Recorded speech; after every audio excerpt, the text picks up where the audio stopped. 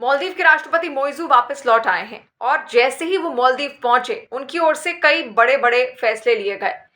उन्होंने अपने इन फैसलों में इस बात का भी ज़िक्र किया कि वो भारत पर अपनी निर्भरता खत्म करना चाहता है, क्योंकि भारत पर दवाओं को लेकर, स्वास्थ्य सुविधाओं को लेकर, इसके अलावा खाने-पीने के सामान को लेकर भी मालदीव निर्भर है। लेकिन इसी निर्भरता को पूरी तरीके से खत्म करना चाहता है। एक जो बड़ा फैसला उसकी ओर से लिया गया, उसमें इस बात का ज़िक्र था कि जो भारतीय सैनिक इस वक्त मालदीव में मौजूद हैं, वो 15 मार्च तक अपने स्वदेश वापस लौट जाएँ, यानी कि भारत वापस लौट जाएँ। आपको मालूम ही होगा कि आखिर वहां पर इतने सैनिक क्यों ठहरे हुए हैं, क्योंकि भारत की ओर से मालदीव में स्वास्थ्य सुविधाओं को बेहतर करने के लिए कई सारे हेलीकॉप्टर्स दिए गए हैं। इन हेलीकॉप्टर्स की मेंटेनेंस और उसके रखरखाव के लिए इन सैनिकों को वहां पर तैनात किया गया है, जो अब मालदीव ये मांग कर रहा है कि इनको वहां से हटाया जाए और ये भारत वापस लौट जाएं। इसके अलावा जो बड़ा अनाउंसमेंट, जो बड़ा फैसला लिया गया है मालदीव की ओर से, उसने ये कह दिया है कि भारत पर अपनी निर्भरता खत्म करते हुए अब जो खाने पीने का सामान होगा वो मालदीव तुर्की से मंगवाएगा।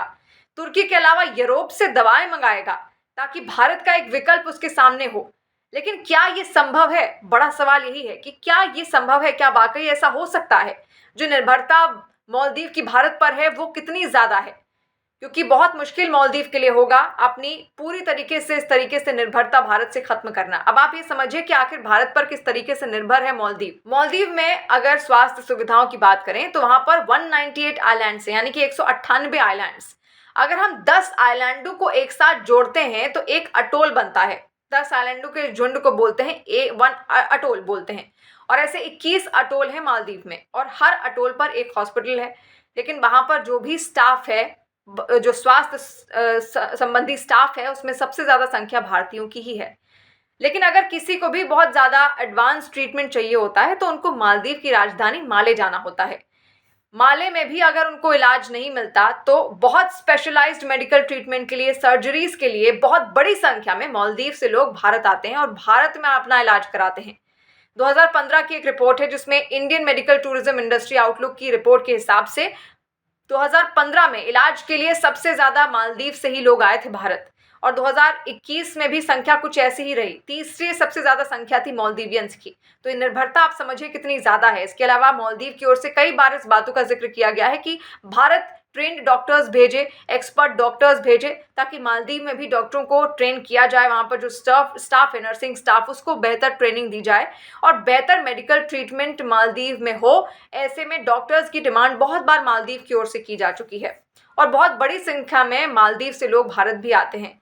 इसके अलावा जो कोविड के दौरान जो एक बहुत बुरा दौर था, और ऐसे में भारत ने बहुत सारे देशों की मदद भी की। उसमें पीएम मोदी की जो पॉलिसी थी, नेबरहुड फर्स्ट पॉलिसी, उसके तहत मालदीव पहला ऐसा देश था जिसे 1 लाख कोविड वैक्सीन भेजी गई थी, जो भारत में निर्मित थी। सोचिए, पहला ऐसा देश था मालदीव। तो ये निर्भरता आखिर कितनी ज्यादा है, ये आसानी से इन बातों से समझा जा सकता है। और कोविड के ही दौर में 580 टन फूड एड भी मालदीव को भेजी गई थी भारत की ओर से। इसके अलावा $250 मिलियन की सहायता मालदीव को भारत ने दी थी। और इसके अलावा वहां के जो विदेश मंत्री थे मालदीव के उस वक्त, अब्दुल्ला शाहिद, उन्होंने यूएन जनरल असेंबली में इस बात का जिक्र भी किया था, जब 75वां सेशन हुआ था यूएन जनरल असेंबली का, कि भारत की ओर से उनको $250 मिलियन की सहायता भी दी गई है। और वही वक्त था जब भारत की ओर से बहुत सारे फिजिशियंस, लैब टेक्नीशियंस और पल्मोनोलॉजिस्ट मालदीव भेजे गए थे।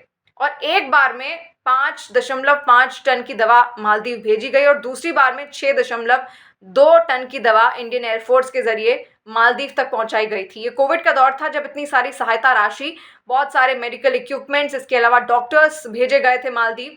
तो तमाम सहायता किस तरीके से आखिर भारत लगातार करता आया है मालदीव की, आप समझ सकते हैं। और ये निर्भरता खत्म करना चाहता है अब मालदीव भारत से, और इसके लिए वो विकल्प के तौर पर देख रहा है यूरोप को और तुर्की को। लेकिन ये मालदीव के लिए आखिर कितना आसान होगा, और अगर वो अपनी निर्भरता पूरी तरीके से खत्म करता है भारत से, तो उसको आखिर कितना नुकसान झेलना पड़ेगा? आपको क्या लगता है? आपका जो एनालिसिस है वो क्या कहता है? क्या मालदीव अकेले टिक सकता है? भारत के बिना क्या वो टिक सकता है? आप क्या कहते हैं? कमेंट सेक्शन के जरिए जरूर बताइए।